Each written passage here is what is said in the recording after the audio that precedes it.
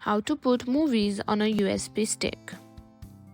In today's tutorial, I'll show you how to put movies onto a USB stick so you can watch them on other devices like your TV or laptop. First, you'll need a USB stick with enough storage space for your movies files. Plug your USB stick into one of your computer's USB ports. Once it's inserted, you see a pop-up notification on computer, or the USB stick will show up in File Explorer or Windows or Finder on Mac.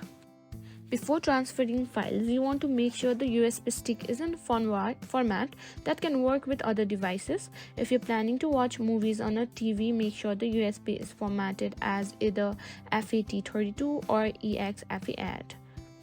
Now, let's copy your movie files. Open the folder on your computer where the movies are stored. Simply drag and drop them into the USB sticks folder, and that's it. The movie will be copied in the USB stick, and that's how you put movies on a USB stick. If you found this video helpful, don't forget to like, share and subscribe to our channel.